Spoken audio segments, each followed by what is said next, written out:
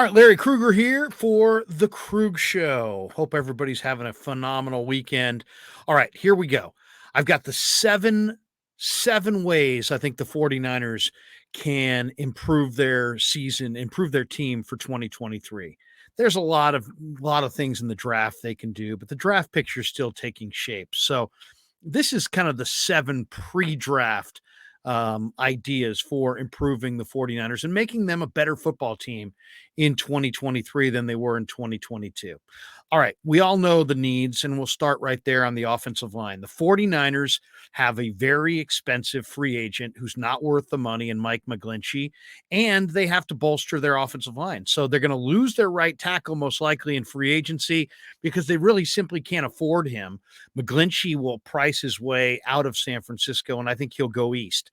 That would be my guess that McGlinchey signs somewhere else in the offseason. Now, I think the Niners should replace him with depth and replace him with numbers. There's some decent players in the draft, but you can't lean on the draft for a right tackle. So I'm going to say let McGlinchey depart in free agency, and move number one is sign Caleb McGarry, the former Washington Husky offensive tackle who's been in Atlanta. He's 27. He'll be cheaper than McGlinchey, and I would plug in McGarry at right tackle and not think twice. The other guy that I would bolster that offensive line with is Nick Allegretti, who's a 26-year-old guard who's a backup for the Kansas City Chiefs. But I really like Nick. He's smart. He's athletic. He can play right tackle in a pinch. He can play right guard. He can play left guard. I think he could even play center. He's got the wrestling background. He's young. He's cheap. And he's a really good football player that's coming out of a really good organization in the Kansas City Chiefs. And I think you could get him for a very reasonable amount of money. So move number one is let Mike McGlinchey walk and fill his spot with two guys, Caleb McGarry and Nick Allegretti. All right, move number two, and I think this is going to be key. We don't know yet who the defensive coordinator is going to be and if the 49ers are going to lose Chris Kocurek to the Texans or if they're going to be able to retain Kocurek. Heck, he may stay as the defensive coordinator.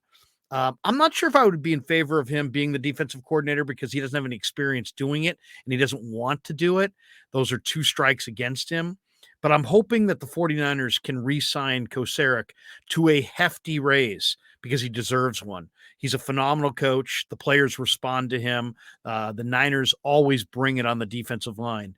And Kocurek is you talk to any guy in that locker room who plays defensive line, and they will swear by him that he has made them individually better players. So I'm re-signing Chris Kocurek to a favorable contract. When I say favorable, it's going to be costly. But this is an area, I should say, where Jed York can separate himself. If he wants to show his commitment to this football team, there is no cap for what you pay coaches or assistant coaches. So pay Kocurek his money. And then what I would do is I would re-sign the D-line depth pieces. And that's Charles Omenihu, Samson Ebukam, Jordan Willis off the edge. And that's Hassan Ridgeway and Kerry Hyder inside. Hyder really fits this fits the Kocurek mold. He's got an unbelievable motor. He's a great leader for the young players. Drake Jackson told me a couple weeks ago that Kerry Hyder has meant the world to him adjusting to the NFL as a rookie coming out of USC. Jordan Willis, Ebukam, Omenihu, all really good edge rushers, and I would try to re-sign all three of them as fast as possible for as little as possible. And, Hassan Ridgeway is interesting. I mean, the 49ers have real problems at defensive tackle opposite Eric Armstead, but Ridgeway's strong at the point of attack. He's a veteran. He's a Bay Area native. He wants to live here in the Bay Area, and I think the 49ers could re-sign him at a decent price. So move number two is re-sign your D-line depth. Omenihu, Ebukam, Willis, Ridgeway, and Hyder. And you got to have a budget. So if any of those guys price themselves out of your budget, then you got to wave bye-bye. But I think they should be able to get all five signed at a reasonable cost. There's maybe a chance that Jordan Willis will get a significant offer. And if he does, maybe he's got to walk. But, move number two is I'm re-signing the D-line depth, and I'm trying to get him re-signed at a reasonable cost. All right, move number three. A lot of people aren't going to like this one. I'm trading Trey Lance.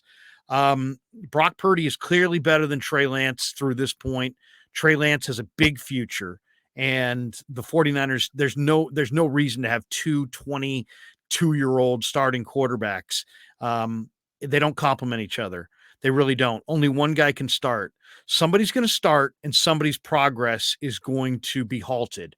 And Trey Lance can't afford to have his progress halted at all. And yet he's not prepared to beat out Brock Purdy for the starting job. So even though I love Trey Lance, even though I think Trey Lance potentially could be really, really, really good in the future, I think Tennessee's willing to give you their first round pick for Trey Lance, and that's what I would do.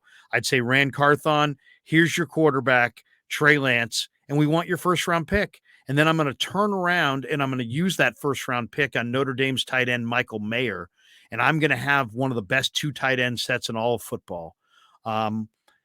I don't like trading Trey Lance, but I do like the idea of adding Michael Mayer to what they already have this year, and I'm willing to make that trade.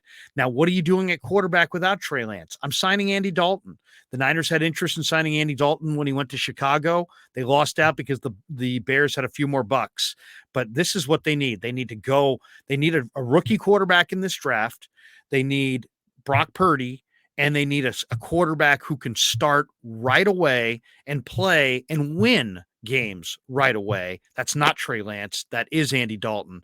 And so I'm going to say I'm trading Trey Lance for a first-round pick. I'm using it on Michael Mayer, and I'm signing Andy Dalton. That's move number 3. And I know there's a lot of people out there going, Krug, I hate it. I hate it. I hate it. I get it.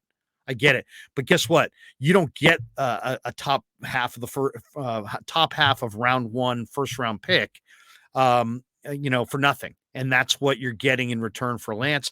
I think Michael Mayer could be a Pro Bowl tight end. And to me, he looks like a young Rob Gronkowski. And if you could add a young Gronk to George Kittle and the other weapons you have, the 49ers are going to win a lot of football games. That's move number 3. Move number 4, I'm signing a defensive tackle. This is a huge problem spot. And to me, one of the great values in free agency is the Chiefs' interior defensive tackle, Colin Saunders. We talk about Chris Jones and all the depth that Kansas City has up front. Colin Saunders has untapped potential. He's strong at the point of attack. He's got enough of a pass rush to bother the quarterback, and he'll hold the point. He won't give ground in the run game. So I'm drafting I'm signing Colin Saunders out of Kansas City, and I don't think it's going to be a crazy cost. I think the cost should be reasonable. All right, I'm re-signing 3 key defensive players with my fifth move of the offseason.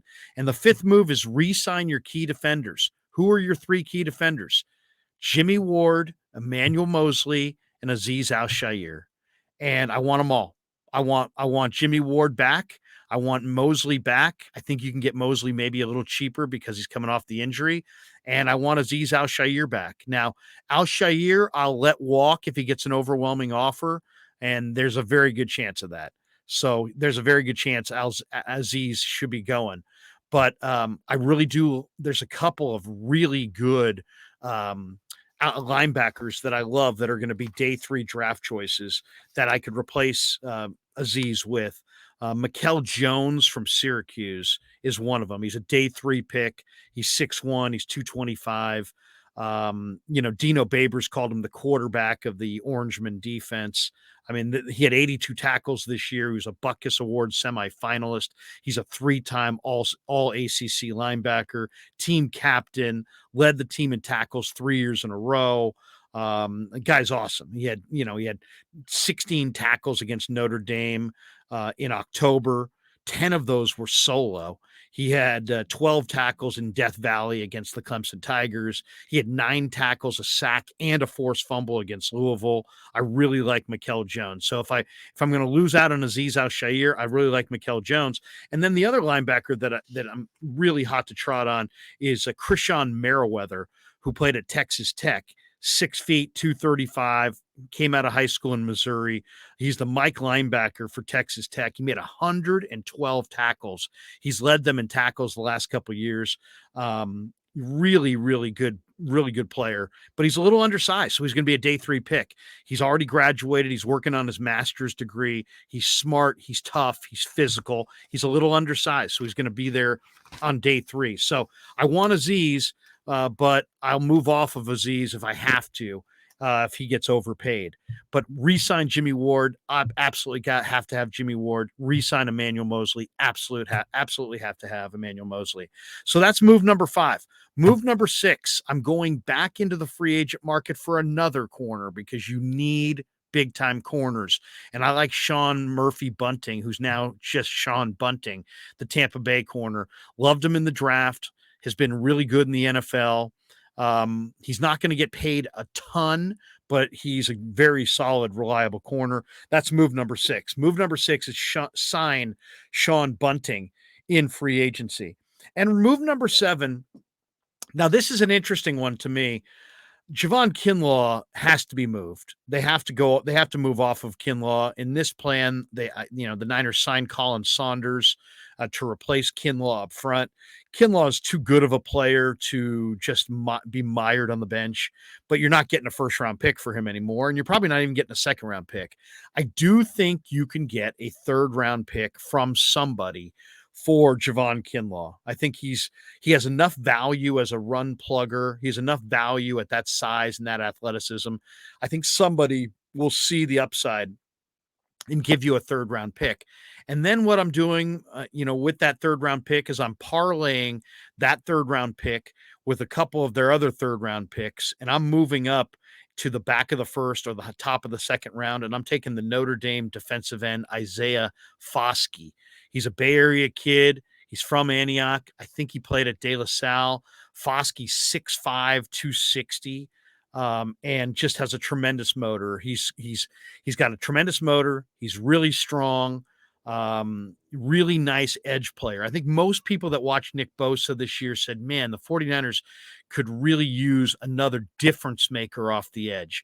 And I think if they could move Kinlaw, get that extra day 2 pick, and then parlay a couple picks up in the end of round 1 or maybe the top of round 2, and you take Isaiah Foskey. So to review the 7 ways to improve the 49ers, I'm moving off of McGlinchey, but I'm replacing him with Caleb McGarry and Nick Allegretti. I'm re-signing the D-line depth, as much of it as I possibly can. Amenahue, Ebicom, Willis, definitely Kerry Hyder, Ridgeway. If I can bring as many of those guys back as possible, I'm doing it. I'm trading Trey Lance to the Titans for their first-round pick, and I'm using that first-round pick on Michael Mayer. I'm signing Andy Dalton to take Trey's spot.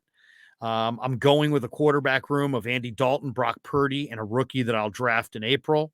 I'm signing Colin Saunders from the Kansas City Chiefs, and I'm giving him Kinlaw's spot next to Armstead on the starting D-line. I'm re-signing Jimmy Ward, Emmanuel Mosley, and if I can, Aziz Al-Shaair. I'm signing cornerback Sean Bunting away from the Tampa Bay Buccaneers, and I'm trading Javon Kinlaw for a day 2 pick.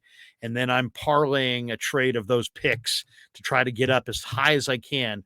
I think it's going to take definitely to be 35 or higher, but it may take you to be around 25 to draft Isaiah Foskey out of Notre Dame. At the end of the day, what I think I'm accomplishing here is I think I'm improving my offensive line and adding depth in one move.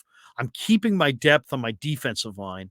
I'm turning Trey Lance into something that can help me win next year.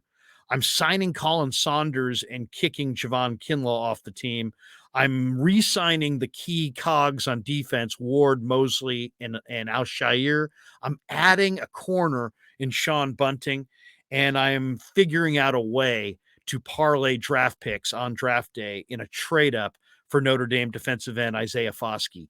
If all these moves can get made, I think the 49ers absolutely could be on the verge of being the dominant team in the NFC, not just next year, over the next 4 to 5 years. And I think that means multiple trips to the Super Bowl and hopefully that 6th Lombardi in the trophy case.